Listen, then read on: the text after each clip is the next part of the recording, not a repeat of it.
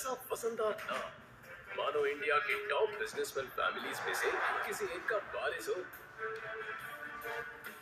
मगर हम जिस अहम रायजादा की बात कर रहे हैं उसके कतरे कतरे से बेबसी झांक रही है। अहान एक करोड़पति बिजनेस फैमिली का दामाद तो जरूर है, मगर उसकी हालत पर घर के नौकर भी कहते हैं, कुछ पैसे चाहिए तो बता देना, तुम्हारी गरीबी देखी नहीं जाती। कहने को तो अहान जैसी रिच फैमिली के दामाद सड़कों पर महंगी कार दौड़ाते थे, महंगी क्लब्स में जाते थे, मगर अहान की लाइफ में 3 चीजें आम थी। पहली चीज बेइज्जती, दूसरी चीज बहुत बेइज्जती, और तीसरी चीज बहुत से भी ऊपर वाली बेइज्जती। और हाँ, कभी कभी वो किसी रईस को जब अपनी बीवी को एक महंगे होटल में खाना खिलाते देखता था तो वो खुद से कहता था, एक दिन अपना भी टाइम आएगा जब मैं महंगे सूट में ऐसे किसी महंगे होटल में अपनी बीवी शनाया को दर्शन के साथ खाना खिलाऊंगा। जब वो मेरे सीने से एक रोमांटिक डुएट में मेरे साथ रोमांटिक कैंडल लाइट डांस करेगी तो वहां बैठे सारे रईसजादों के सीने पर सांप लौटेंगे।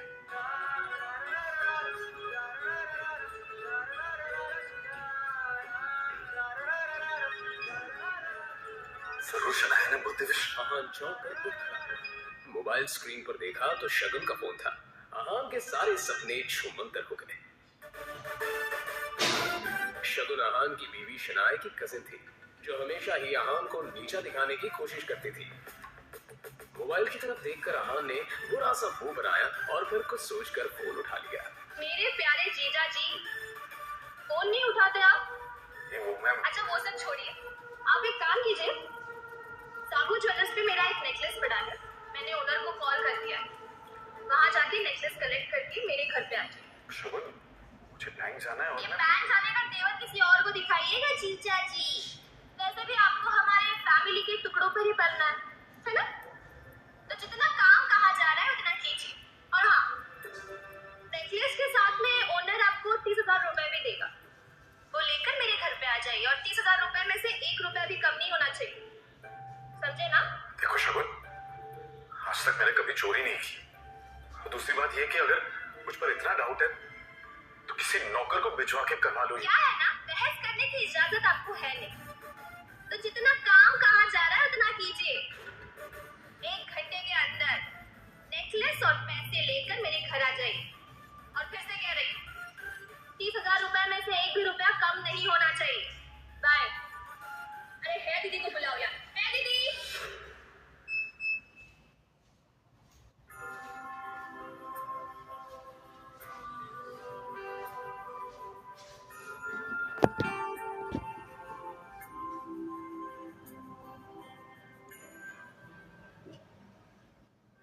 जल्द ही अहान फ्रेश होकर बाथरूम से बाहर आया और जल्दबाजी में अपनी अलमारी की तरफ बढ़ा, जिसमें 2 जोड़ी पुराने कपड़े रखे थे। उनमें से जो सबसे साफ कपड़ा था अहान ने उसे पहनने के लिए चुना।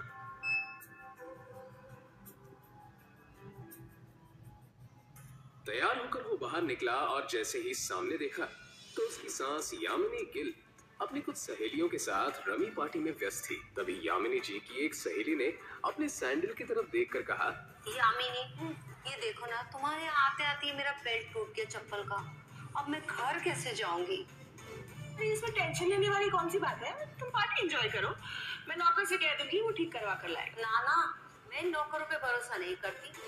मेरी चप्पल महंगी है, तो एक बार टूट गई चप्पल तो मैं दोबारा पहनती नहीं। लेकिन क्या करूं, घर भी तो जाना है ना। अहान उस तरफ से निकला ही था जब यामिनी जी की नजर उस पर पड़ गई। डोंट वरी, नौकर नहीं है, नौकर से थोड़ा ऊपर ही है, वो तुम्हारा काम अच्छे से करेगा। आज सुनो, ये चप्पल लो और इसे ठीक करा कर लाओ। तभी यामिनी जी की सहेली ने कहा, यामिनी, ये सब काम दामाद से अच्छा नहीं लगता। अरे तुम इतना टेंशन क्यों ले रही हो? वैसे भी इसे ये सब काम करने में बड़ा मजा आता है। तुम लोग को भी कोई काम हो तो बता दे रहा। दामाद है तो क्या हुआ, चप्पल भी ठीक नहीं करा सकता? कुछ तो करे, वैसे भी कुछ करता धरता तो है नहीं। ये बातें सीधा आहान के दिल पर आकर लगी, मगर अब उसे ये सब हमेशा ही सुनने की आदत हो गई थी। उसे याद था कि आज उसका बर्थडे है, मगर ये सिर्फ उसे ही याद था, बाकी किसी को भी इससे कोई मतलब नहीं था। शगुन का काम करना चाह रहा। बहस मत करो, जो काम दिया है वो करके आओ। दामाद है तो दामाद की तरह रहो। भिखारी कहीं का। पता नहीं शनाया की जिंदगी में ऐसा क्या लिखा था कि तुम जैसे निठल्ला पति मिला उसे। और अब यामिनी जी की सहेली ने आहान को उसकी टूटी हुई सैंडल की स्ट्रैप दिखाकर कहा, ये वाली चप्पल ठीक करना है, महंगी दुकान में ठीक करवाना। समझ में आया? कहते हुए उसने आहान का हाथ उठाकर सैंडल उसके हाथ में पकड़ा दिया।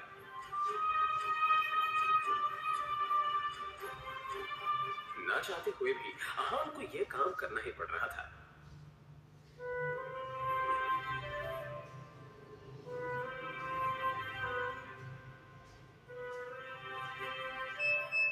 उसके मोबाइल पर उसकी बीवी शनाया ने मैसेज किया।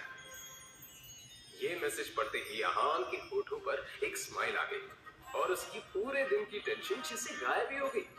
आज पहली बार शनाया ने उसे ऑफिस बुलाया था। एक वही तो थी उसकी जिंदगी में जिसकी मुस्कुराहट देखकर वो खुद को जिंदा लगता था।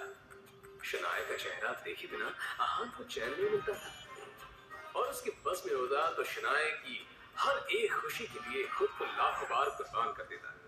रास्ते में आहान को एक फूलों की दुकान मिली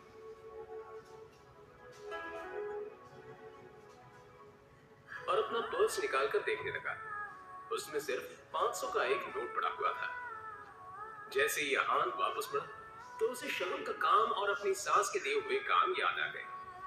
उसने एक नजर घूरकर उस सैंडल की तरफ देखा और कहा, माफ करना आंटीज और सासू माँ, आप लोगों को सादर प्रणाम, पर शनाया से बढ़कर मेरे लिए और कुछ नहीं है। थोड़ी सी डांट सुन लेंगे आपसे। और फिर उस पैसे से आहान ने शनाया के लिए फूलों का वो बुके ले लिया।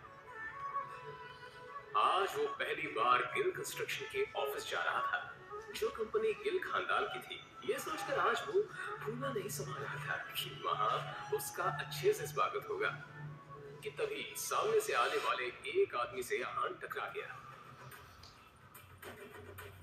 उसका नाम देव मल्होत्रा था। इडियट, दिखाई नहीं देता तुम्हें? पता नहीं कहां से मुंह उठाकर चले आते हैं। इस ऑफिस में तुम्हारी खड़े होने की भी औकात नहीं और ऐसे डर रहे जैसे तुम्हारी खाले जी का घर है। कौन हो तुम? शायद देव मल्होत्रा ने भी उसके बदरंग कपड़ों से उसे नौकर या ऑफिस बॉय ही समझ लिया था। मल्होत्रा ने एक नजर नीचे पड़े बुके की तरफ देखा और फिर उसे अपने पैरों तले कुचल के बाहर निकल गया। आहान ने अपना सर झुकाए बस उस बुके की तरफ देखा। उधर शनाया अंदर से ये नजारा देख रही थी। तभी आहान की नजर शनाया पर पड़ी तो एक पल के लिए वो अपनी बेइज्जती भूल गया और वो शनाया के केबिन में दाखिल हो गया। वो शनाया की तरफ बढ़ा। अब जाने में तो शनाया, जो हुआ मेरे साथ वो हुआ। अब तुम इतना टेंशन क्यों ले रही हो? जो बात गई वो बात गई। तभी शनाया चीखते हुए बोली, दूर हटिए आप मुझसे, दूर हटिए। आप चले क्यों नहीं जाते मेरी जिंदगी से? नाक बना रखी है मेरी जिंदगी। आहान को एकदम से झटका सा लगा। वो खुले मुंह से शनाया की तरफ देखता रह गया। तभी शनाया आगे बोली, पता नहीं कौन से बाबू की सजा मिल रही है मुझे। लेकिन आप चाहते हैं, पापा ने हम दोनों की शादी जबरदस्ती करवाई है, वरना आप तो कभी मेरे लायक थे ही नहीं। और आज भी आपको पति कहते हुए मुझे शर्म आती है। अरे आपको ड्राइवर नहीं था इसलिए आपको बुला लिया, पर मुझे क्या पता कि मेरा पति इस काम के भी लायक नहीं है। यहाँ आकर आपने मेरे सबसे पुराने क्लाइंट मिस्टर मल्होत्रा को नाराज कर दिया। अब कैसे होगा काम? आंखों में आंसू लिए शनाया ने आगे कहा, मैं जहां पर भी जाती हूँ आप मुझे बेइज्जती के सिवा और कुछ नहीं दे सकते। सिर्फ एक बदनुमा दाग बनकर रह गए आप मेरी जिंदगी में। इतना कहकर शनाया केबिन के बाहर निकल आई। तभी रास्ते में पड़े बुके की तरफ देखकर शनाया ने कहा, क्या है ये सब?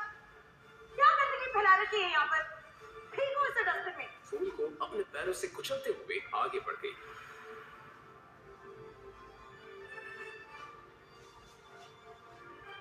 मल्होत्रा अपनी कार में बैठा पहले से शनाया का इंतजार कर रहा था। फिर अहान के सामने ही शनाया अपने क्लाइंट मल्होत्रा की कार में बैठी और बिजनेस के सिलसिले में वहीं से जा चुकी थी। तभी अहान के सामने एक काली रंग की कार आकर रुकी, जिसमें से एक अधेड़ उम्र का शख्स बाहर निकला।